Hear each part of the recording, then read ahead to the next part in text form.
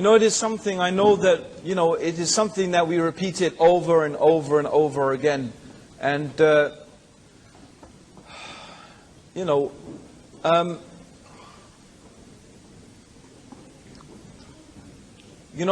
I have been saying consistently, that Islam is a peaceful religion. Islam is a peaceful religion. But we have to say, it is not pacifist. It is peaceful, but not pacifist. There is a difference. The Quran says, do not commit aggression, or the general meaning of what the Quran says, is do not commit aggression because Allah does not love the aggressors. Okay? Don't commit aggression because Allah does not love the aggressors. But, on the other hand, Islam does tell us and orders us and instructs us that if we are attacked, if our lands are occupied, if our homes, our families are attacked, then we are duty bound by the religion to defend ourselves. We are duty bound to do that. It is not allowed for us to just merely sit by and let such tyranny and oppression take place. Okay? In fact, the Quran says, what is wrong with you that you don't struggle in the path of God, and you don't fight when there are men and women and children who are ill-treated and weak and oppressed, who are crying out for the help of God. But even when we fight, we have strict rules. And amongst those strict rules is that we are not allowed to target women, children. There wasn't a term for what we call civilians, but the Prophet ﷺ talked about, the workers in the fields. That's the equivalent, really. I mean, essentially what we find is that Islam is making a clear distinction between the actual fighters, the combatants, and those people who are non-combatants, the people who are not fighting. So to target those people who are not fighters, then that is not allowed. The Quran says, fight those who fight you. So this type of, this type of thing, of blowing up women and children and targeting, what we could call these days civilian targets, brothers and sisters, the statements of the Prophet are very clear. Okay? And so my brothers and sisters, I think this is just, again for clarification about that matter. So, what is the purpose of following any religion? Okay, what is the purpose of following? Everyone has a religion. There is no human being on this planet ever who did not have a religion. The problem is, when we say the word religion, we automatically think in our mind a narrow, secularist definition of what religion is. We usually think Hinduism, Islam, Judaism, Christianity, Buddhism. But really, we don't have this term in Arabic. What we have is deen. Deen means way of life. And everybody has a way of life. Everybody has a set of values through which and by which they make sense of the world. It's impossible that you don't have some set of values through which and by which you make sense of the world. Everyone has that. Even an atheist has it.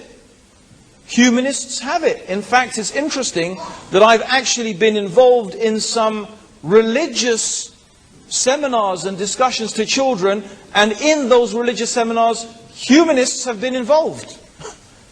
Because they actually look at their ideas as a type of philosophy, a way of explaining things. So in the broader sense of the word, it is religion, and everyone has religion. Religion is what you use to make sense of the world around you.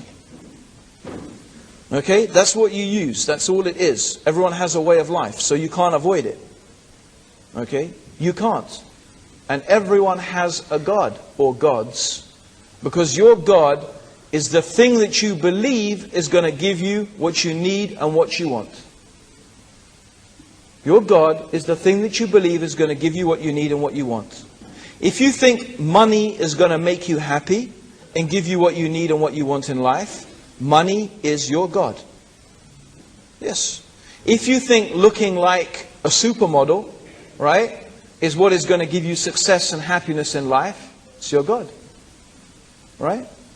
If you think being good at rugby, right, or being good at sports or whatever, and having a body like, I don't know, whatever, okay, if you think that's what's going to make you happy and give you success in life, in a real sense, that's your God. Everybody has a God. Everybody has something they believe is going to give them what they want and what they need. The real question is this: of all the things that we worship and all the religions that we follow, which God really has the capability to give us what we want and what we need? In other words, of all the gods that human beings worship, and everyone worships something, which one is really worthy of being worshipped? And this is the question that Islam proposes an answer to.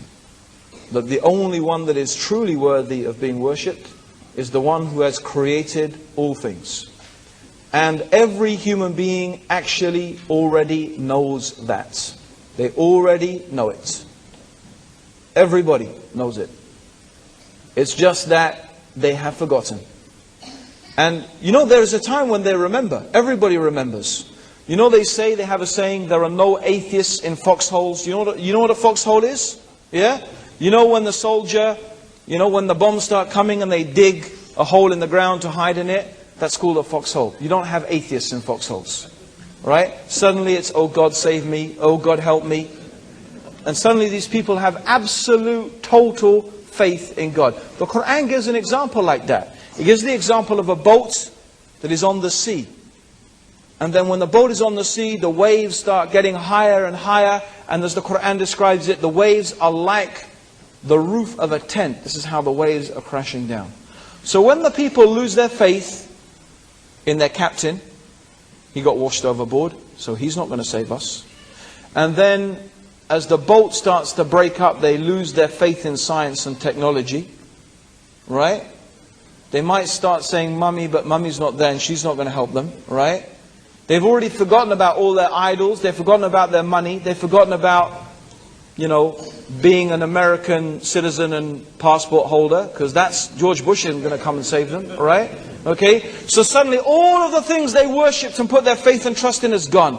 And then you will find the human being, from the depths of their being, a knowledge that is deep down in themselves, they call out to that one power, that being they know has the ability to rescue them from their predicament.